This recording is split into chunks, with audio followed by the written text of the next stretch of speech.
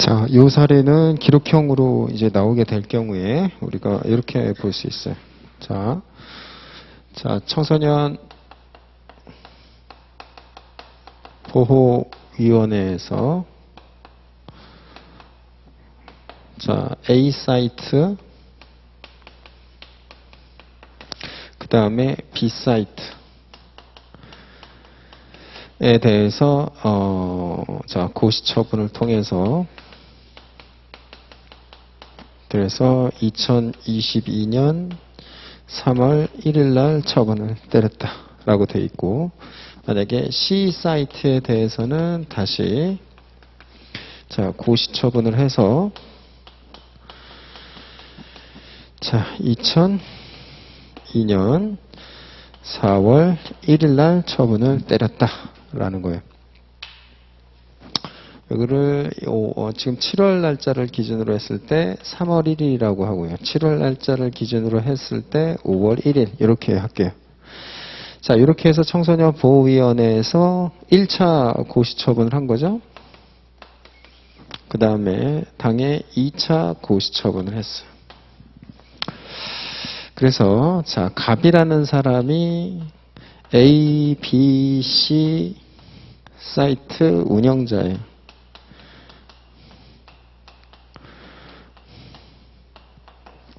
이렇게 되어 있다라는 거죠. 그래서 참조법령에는 어떻게 나오냐면 여기서 법령 이름이 뭐였죠? 청소년 보호법이죠. 자, 청소년 보호법과 동시행령. 자, 이거에서 근거해서에 근거한 고시 처분이 이렇게 되어 있고, 그 다음에 당사자하고 상담 내용에서는 지금 동법과 동시행령. 이제 시행령으로 하죠. 시행령. 동시행령상의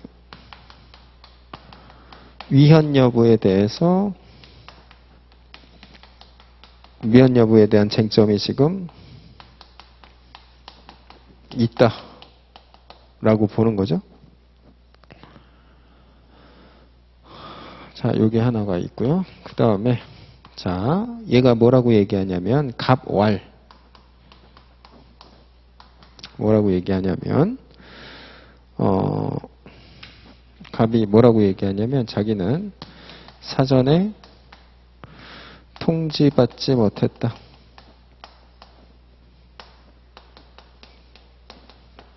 이런 주장을 전개하고 있는 거예요.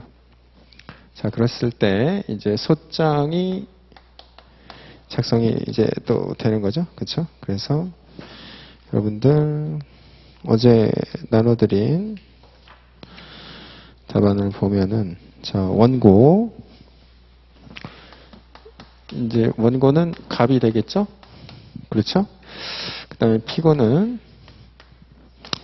청소년 보호위원회가 되는 거예요. 그렇죠? 청소년 보호위원회 피고가 될 것이고요. 그렇죠? 그 다음에 사건명이 뭐가 돼야 돼요? 여러분이 이제 여기서 사건명을 쓰라는 부분에서 힌트는 여기서 주어지는 거죠. 시행령의 위헌 여부가 지금 문제가 되기 때문에 위헌이라는 것에 근거해서 내려진 처분의 효력은 취소사유이기 때문에 이게 여기서 핵심이 되는 거죠. 그래서 어떻게 하는 거예요? 청소년 유해 매체물 지정 고시 처분 취소, 그 다음에 청구의 소.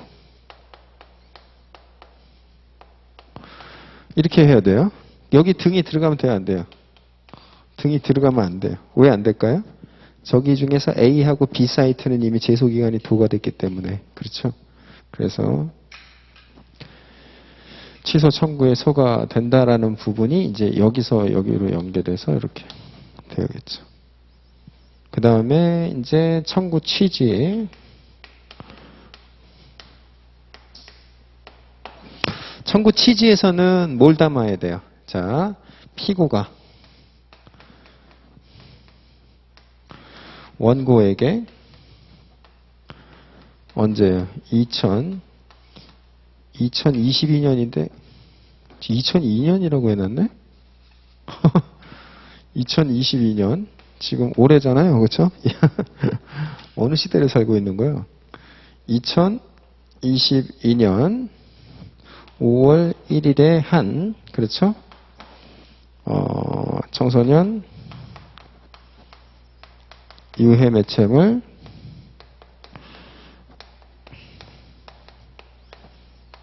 지정 고시 처분을 취소한다 이렇게 해야 되겠죠? 그렇죠? 이 부분에서 무효임을 구한다 이렇게 쓰면 안 되는 거잖아요. 그렇죠? 그 다음에 두 번째 소송 비용은 피고가 부담한다. 이렇게 될 거예요. 그 다음에 라는 판결을 구합니다. 뭐 이렇게 해서 쓸 수 있겠죠. 그러면 쟁점은 배당 점수가 이제 여기에 취소 청구의 소라는 부분 그렇죠. 요거 중요할 거고요. 그 다음에 청소년 보호위원회 요거 쟁점이 하나 있을 거고 이 부분과 관련해서는 청소년 보호위원회에서 당해 고시 처분을 한다라고 뭐가 있을까요? 위임, 위탁 근거 규정이 있겠죠? 규정에 근거해서 여러분들이 써주면 되겠죠? 자, 그래서 처분을 취소한다. 여기 형성소송, 여기에 청구 취지에서 쟁점이 될 거예요. 그렇죠? 이 부분을 여러분들이 잘 봐야 되는 거죠. 여기까지는 정리됐죠? 자, 청구 취지. 자, 그 다음에 여기다가 써야 되나? 자, 청구 이유. 본 사건 소재기의 적법성과 관련된 부분과 관련해서는 그렇죠? 자, C 사이트 예를 들면 이제 제소기간과 관련된 부분에 대한 쟁점이 될 수 있죠. 그래서 여러분들이 요것과 관련해서만 써주면 될 거예요. 안 되는 걸 굳이 쓸 필요는 없으니까. 그러면 본 사건은 어떤 거예요? 결국 불특정 다수인의 그래서 이제 문제에서 제소기간과 관련해서 쓰라고 가이드라인을 줄 수도 있겠죠. 그렇죠? 그래서 그 가이드라인 하에서는 다수인에 대한 처분이기 때문에 이게 어떻게 되는 거예요? 고시 효력 발생일을 기준으로 고시 효력 발생일인 2022년 5월 1일 를 기산점으로 제소기간이 준수된 거죠. 그렇죠? 그것만 적시해 주면 될 거예요. 그러면은 지금이 7월 27일이잖아요. 그렇죠? 그러니까 안날로부터 90일이 역수상 도과되지 않았음이 명백하다. 도과되지 않았음이 역수상 명백하다. 뭐 이렇게 해서 역수상 뭐 명백하다 뭐 이렇게 작성해서 쓴 다음에 나중에 소장에다가 접수 일자를 어떻게 쓰면 돼요?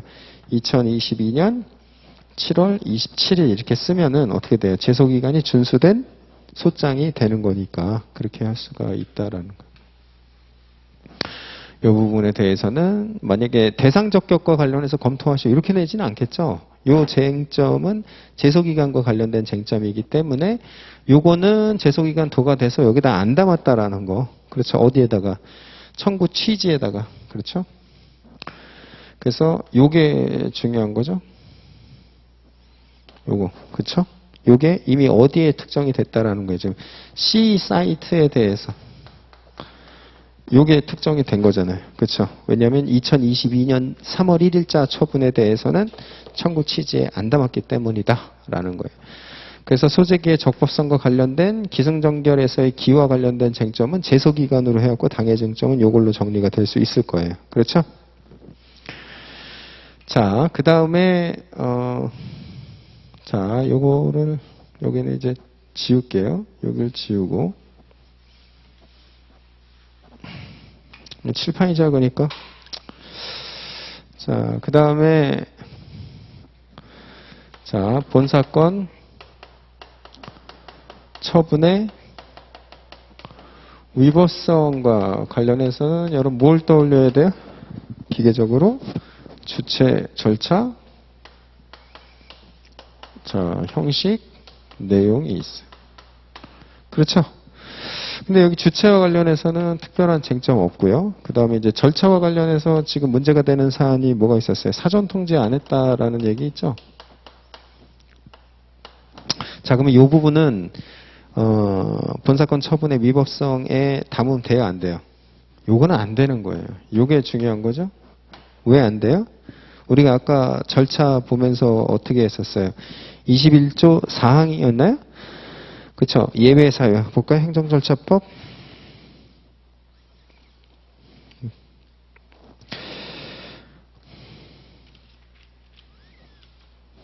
자, 21조 4항이었죠? 4항에 몇 호에 해당되는 거예요? 3호에 해당되잖아요. 처분의 성질상 이 불특정 다수인에 대한 일반 처분에 대해서는 개별적인 처분임을 전제로 한 사전 통지를 할 수가 없잖아요.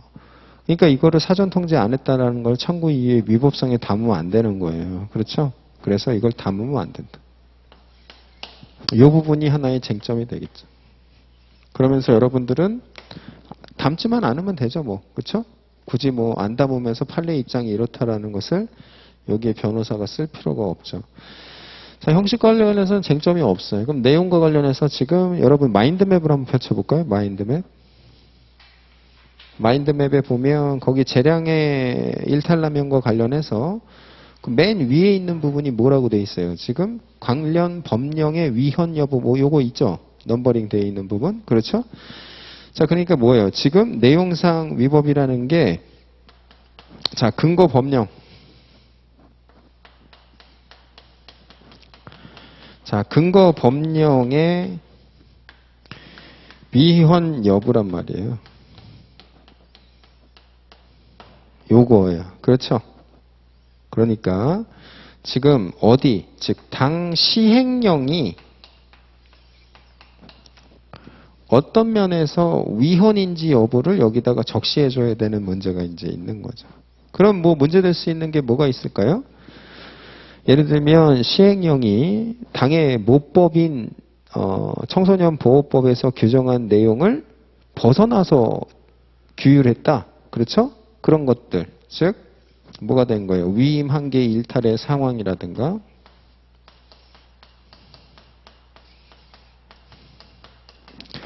그 다음에는 명확성 원칙 위반이라든가 뭐 이런 것들이 이제 헌법에서의 논의들이 있잖아요. 그 다음에 여러분 여기서 떠올려야 되는 것 중에 제일 중요한 부분이 뭐 있어요? 자, 시행령의 위헌 여부에서 여러분이 제가 항상 떠올려야 된다는 부분이 뭐가 있었죠? 법률 유보 원칙 위반이 있었죠. 법률 유보. 그래서 예를 들면 우리가 어디서 봤었어요? 법의 노조 통보 사건에서 그러니까 시행령에서 위임받지 아니한 내용, 그렇죠? 법의 노조 통보에 대해서는 위임받지 아니한 내용을 시행령에서 규율했단 말이에요.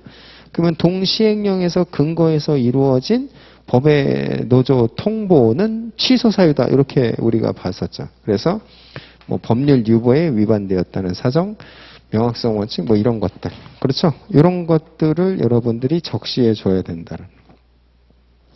이거를 쓰면 안 되죠. 이걸 쓰는 게 아니라 이런 걸 써준다라는 게 이제 중요한 부분이에요. 알겠죠? 자, 그러면은 이렇게 쓴 다음에 결론에서는 어떻게 써주는 거예요?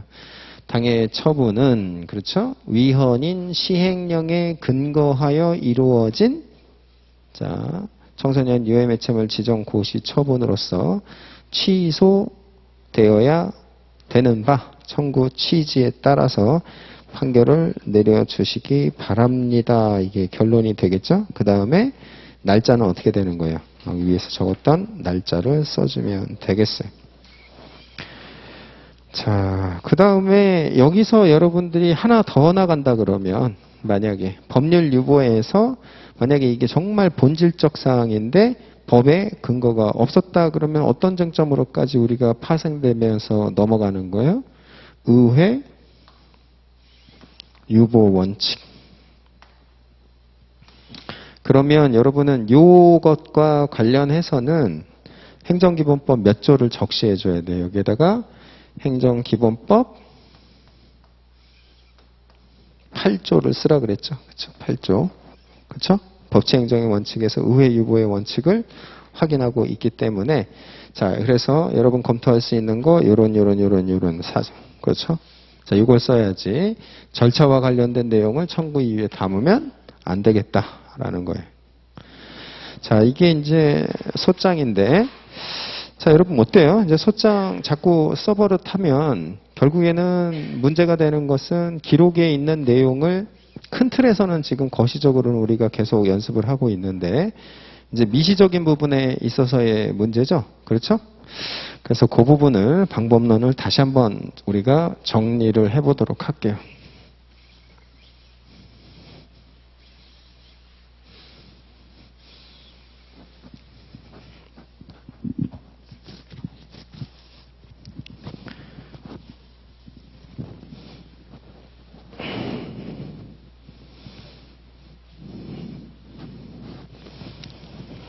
자, 기록을 받으면 자, 우리가 이제 이렇게 가는 거죠. 자, 기록.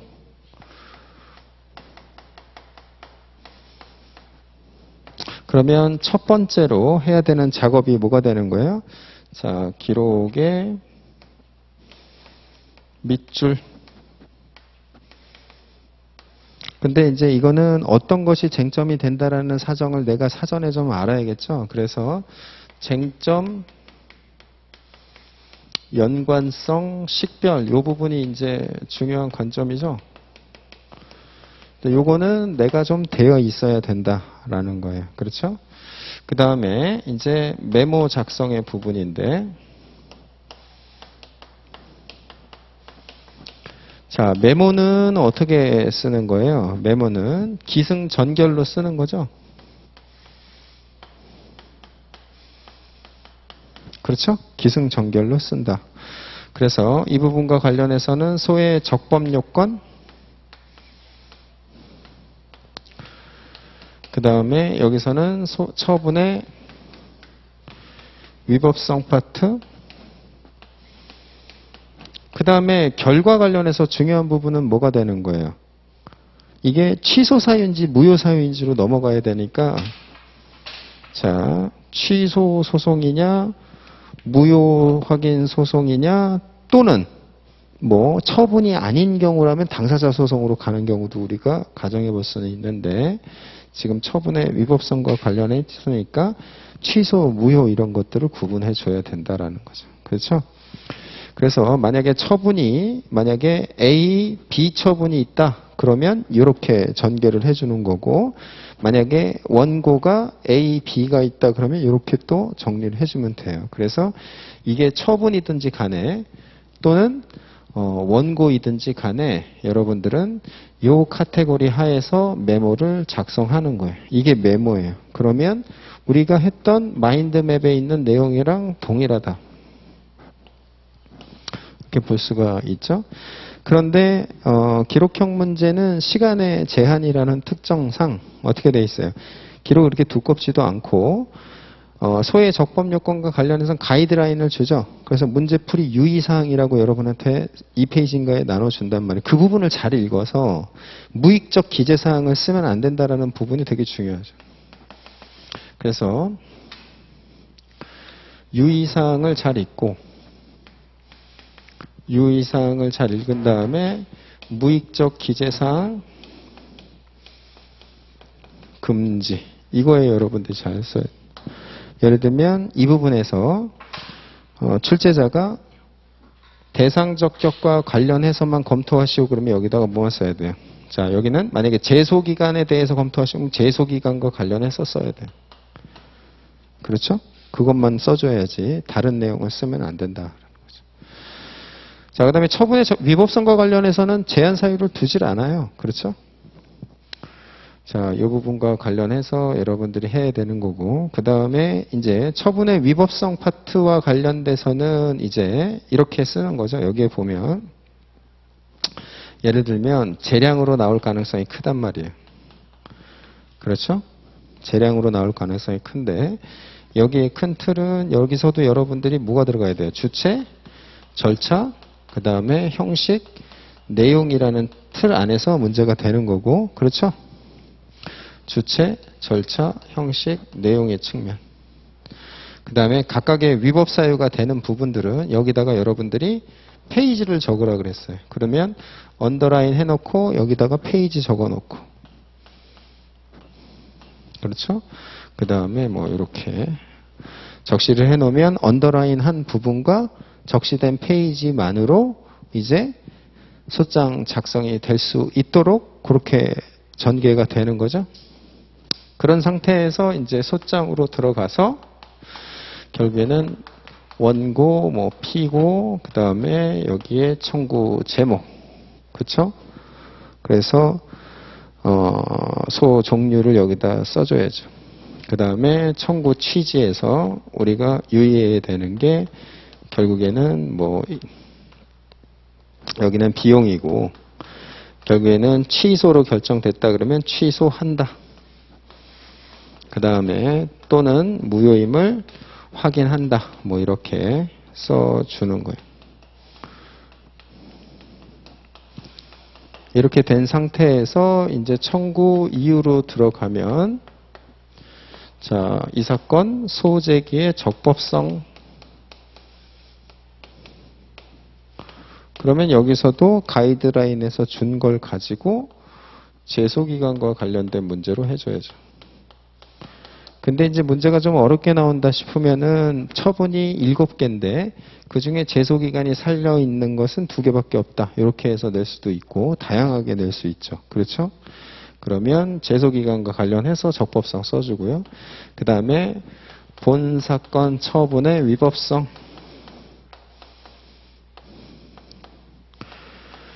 관련해서는 여러분 마인드맵에 있는 거기에 재량과 관련된 일탈남용 검토 위에 있는 부분부터 해서 예를 들면 주체, 절차, 형식, 내용 측면에서 식별된 그렇죠?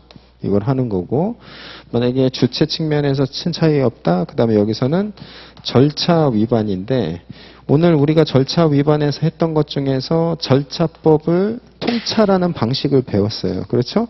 그러면 당해 처분이 행정절차법의 적용 대상인지를 3조에서 검토해야 되는데 아까 우리가 봤던 것처럼 직위 해제 같은 처분, 그렇죠? 이런 것들에 대해서 그 다음에 오늘 우리가 봤던 것도 뭐가 있어요? 불특정 다수인에 의한 고시처분 이런 것들은 절차 위반에다가 청구 이유에다가 담으면 안 되는 것들이죠. 그렇죠? 그런데 아까 봤었던 직위해제 처분은 몇 조에 의해서 담지 않는 거예요. 3조 2항 9호에 따라서 처분의 성질상 기타 이에 준하는 절차 내용이 있기 때문에 안 담는 거고요.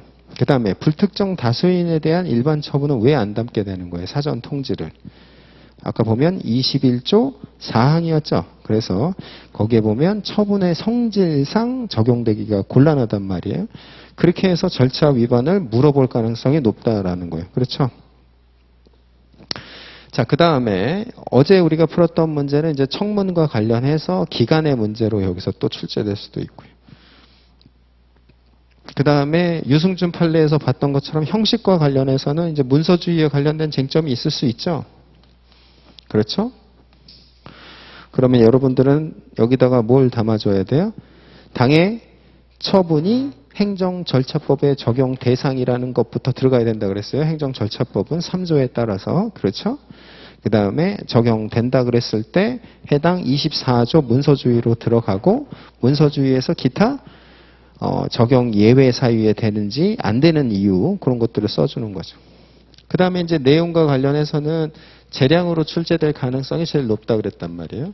그럼 여러분들이 여기서 써줘야 되는 것은 당해 처분이 재량에 포섭된다라는 법령 해석 결과를 여러분이 적시하고 그 다음에 일탈 남용으로 들어가는데 일탈 남용의 사정이 없고 그런 게 있을 수가 있죠. 당해 처분의 근거 법령이 위법인 경우 그렇죠? 이렇게 됐을 때는 오늘 우리가 본 것처럼 여기서는 뭐가 돼야 돼요? 여기서는 취소 소송이 돼야 돼요. 그렇죠? 무효동 확인 소송이 되면 안 된다 그랬어요. 그 다음에 재량의 일탈남용으로서 우리가 검토할 수 있는 내용은 뭐 있어요? 첫 번째, 행정법의 일반 원칙 위반이라는 게 있고 두 번째, 자, 동기나 목적의 불법. 자, 이런 것들이 있었고 세 번째가 제일 중요한 부분이 뭐였어요? 재량의 불행사라는 게 있었죠. 그러면 재량의 불행사라는 것과 관련해서는 여러분이 반드시 뭐가 검토돼야 된다? 감경 규정이 있을 때 사실을 오인해왔고 감경의 사유가 되지 않는다고 해서 재량권을 불행사했거나 아니면 감경 규정이 있음에도 불구하고 사실을 오인해서 아예 적용조차 안 했거나 이런 것들이 다 재량의 불행사로 포섭되는 거다. 그 다음에 여기서 중요한 부분은 기판력에 의해서 처분의 적법성 일반에서 차단받지 않기 위해서는 개별적인 모든 일탈 남용 사유를 다 적시해 줘야 된다라는 부분까지 이게 전부예요. 공법 기록에. 그렇죠? 자, 우리가 이제 공법 기록에 대해서 어느 정도는 좀 정리가 될 수 있어요. 그렇죠? 그러면 여러분 이제 이거 이후에 결국에는 세부적으로 중요한 내용은 뭐예요?